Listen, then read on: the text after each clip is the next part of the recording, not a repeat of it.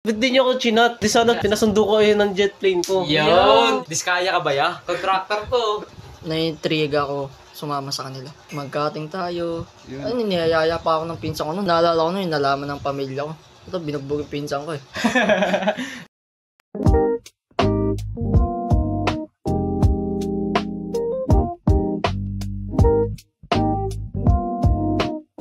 What's up, everyone? So, in today podcast, we'll talk with Visda. I'm your host, Visda.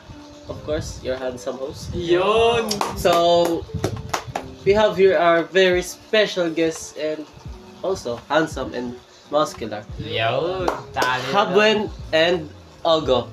Palakpakan naman po tayo dyan. So, musta naman kayo? Yun. Okay lang naman yan. Oo, okay naman, no? Safe tayo nakapunta. Kaso sobrang safe tayo. init, Kaso no? mainit ngayon. Naglakad ba kayo papunta dito? Oo, lakad. Sa- Pa akong ano eh. Ba't di niyo ako chinat? Di sana pinasundo ko yun ng jet plane ko. Yun! Jet plane pala eh, no? Ng nais. Hanapin nyo lang yung parking slot. Yeah. Sa yan, So may ano na naman? Diskaya ka ba ya? Contractor to. Hindi naman. Huwag na lang maingay. So, alam niyo ba kung ba't ko kayo pinapunta dito sa podcast ngayon? Alam niyo ba yung magiging topic natin? Ngayon, wala pa akong idea. Wala pa. Siyempre, wala pa tayong idea Yeah, dyan. kakarating Kasi lang. kakaano lang namin. Ba't parang nakangiti ka? Parang alam niyo na, parang nag-rehearse na kayo. Hindi nagpapapogi na sa Parang ano camera. lang eh, Mas excited lang eh. Okay. First time, no? Yes. Okay, so ang topic natin for today is peer pressure. Naramdaman niyo na ba yun? Yung pressure? Oo. Yung sa mga barkada yun. Yes na yes. No? Simula pagkabata. Yun. Okay. So, baka pwede nyo naman akong bigyan ng mga real-time experience dyan. Yung mga karanasan, no? Oo, yung mga karanasan. Yan sa akin, yung high school ako. Kasi yung mga ano kayo, no? Mga kaibigan ko, mga kaklase. Ayain ka mag-cutting, mga cutting, alis, punta ng races, no? Parang kahit di ka yayas. Hindi. Hindi ako yung pressure, ya. Ano lang? Hindi. Parang napapasama lang kasi ayain ka kumating para kumain sa kantin na takas ko isa sa subject, no? Ganun.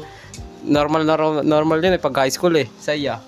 Ganun lang din. Same lang din sa sinabi mo. Then, parang mas nakakaano rin kasi yung bata ako kasi mas lalong na-intriga ako sumama sa kanila.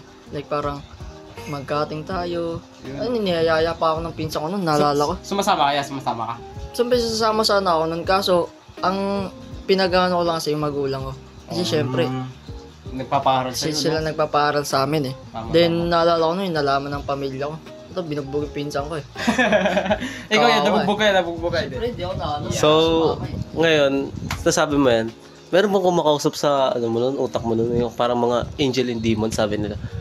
Kasi yung mga ano, Meron. Oo, meron naman. Anina nanalo ya? Siyempre, yung angel tayo dyan.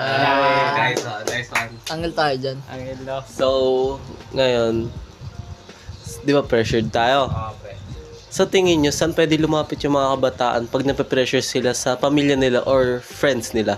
Sa akin tol, yung mga, ngayon kasi mga kaibigan ko, ano sila matitino eh. Parang nagmo-motivate sila. Parang ganun na. So, pag... How about that? Thank you talaga. kayo yan. Kayo yan niya.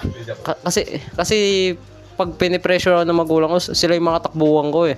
Tapos parang tuturuan nila ako kung ano ba dapat kong gawin. Parang sila yung gumagabay ya. Yan, ikaw ya. Ako naman yung, sa magulang naman ako. Pero dati is sa tropa talaga umano. Pero yung simula yung lumaki ako, mas na-intriga ako sumama sa pamilya ko. Kasi mas naiintindihan na nila ako kaysa dati. Kasi dati hindi talaga nila maintindihan. Ngayon kasi mas naging matured ka na eh, no? Mas lalong yung Matured na yung matured utak. yung utak mo, syempre. Kasi malaki ka na eh. Alam mo na yung tama at mali. Yan. So, tama naman yung mga sinasabi nyo na yung pwedeng lumapit sa kaibigan or sa pamilya.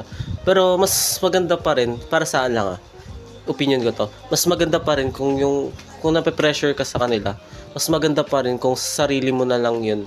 Kasi once na na-adapt mo yung pagka-pressured mo, kaya idadrop ko yung real-time experience ko sa mga schools, Para may experience din Oo. sila.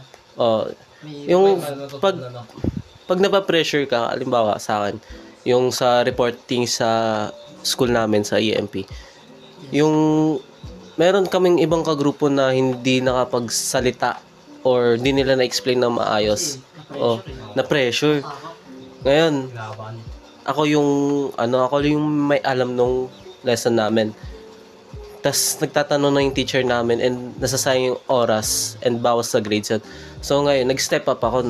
Ako na yung nagbigay ng mga information, mga examples, idea. Yun. Lahat ng yun, nasabi ko yun with pressure. Pero syempre, yung pressure nun, di ko na naiisip kasi na-adapt ko na siya eh. Nasama ko na siya lagi sa ano ko. Parang araw-araw na buhay ko yung pressure. Kaya ngayon, yung pressure sa akin, ano na lang yun, tropa ko na lang yun. Anong paki ko sa'yo pressure? Pressure. Dali-dali lang naggagawin. Pressure pa. So, ayun. Ganon. Pero syempre, wag din tayo masyadong pakampante kasi pag once na nakampante ka, babalik sa'yo yung pressure and Lalo na pag parang sa tingin mo sa sarili mo, Oo. kaya mo. oo, kahit nape-pressure ka, sabihin mo, isipin mo na lang, kaya mo na. Yung halimbawa sa declamation natin ngayon, isipin, sabi mo, kabisado ko na to, hindi kaya ko na to, hindi na ako mape-pressure. Pero once na nasa harapan ka na pressure ka na, nakalimutan mo kagad yung script mo. no? Oo, yun. Yun yung iiwasan nyo na magpakampante. Yes. Yes. So, okay, balik tayo sa topic. Pag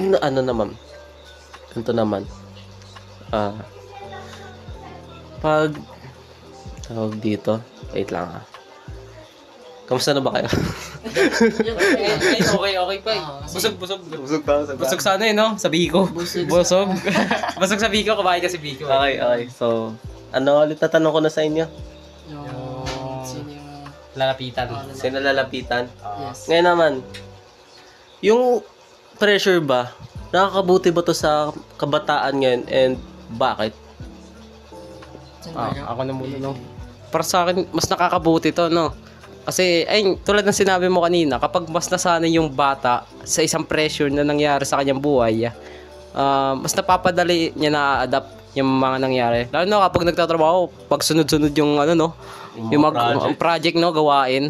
Ayun. Kaya mas maganda talaga sa kabataan na simula pa lang ng bata at ma-pressure na kagad sila, no? Maramdaman kagad nila to. Yes, parang ganun din sa sinabi niya is like parang kailangan niya talaga ma-adapt ng isang tao o kaya isang bata yung pagkakaroon ng pressure sa sarili niya hanggang sa paglaki niya. Kasi isipin mo yun, pag nagkapamilya ka, di ba? E di paano kung ikaw yung nagtataguyod sa pamilya niyo? Oh, e di mas lalong mas magugulo utak mo nun kasi siyempre sinong unahin mo, sarili mo ba o anak mo? Dami Dagdag bayarin, no? Dagdag pa yung bayarin gasto sa pagkain araw-araw nyo. Then yung bayad pa sa ilaw. Yung ganun. Alam mo yung mga ganun? So, ang sagot mo is yes. Yes. Mas maganda kung mape-pressure ka agad sila kahit bata pa lang. Then sa'yo, yes din kasi para mas mahubog sila then sa masanay. At kaya na lang ma-handle sa paglaki. Yes naman, tama naman sinabi niyo, pero yung ulitin ko lang, okay lang ma-pressure sila, pero wag to the extent na yung sobrang pressured sila na to the point na nagugulo na yung utak nila. Parang nade-depress na, no? Oo, nade-depress na kasi pag nangyari yung ganong depression, mahirap nang kunin yung bata pabalik sa dating state niya na masaya. Kasi pag depression yan, iba na yan. Di na pressure dyan. Iba na. Ano na, dyan na pumapasok yung anxiety. Yes. Yes. Lalo na pag pag yung bata sobrang gulong-gulo na sa sarili niya. Like parang di niya na alam yung gagawin niya. Kaya ganun na mangyayari. So, yun lang ang natin ngayon. Ang podcast natin ngayon. Sana may natutunan kayo at hindi lang kalokohan nung nakapink yung naintindihan nyo. Basta, Wag na mag-drop na yun. wag na mag-drop name kasi baka mamaya sumigat ako, di ko. Check nyo lang kung sino yung nakapink sa amin. Okay, so like and subscribe and comment kung may natutunan kayo sa podcast na to, and congrats sa inyong dalawa na magkaano ngayon, and good luck din pala sa declamation nyo, no? Sana mapasa nyo. Okay, so goodbye everyone. Bye-bye!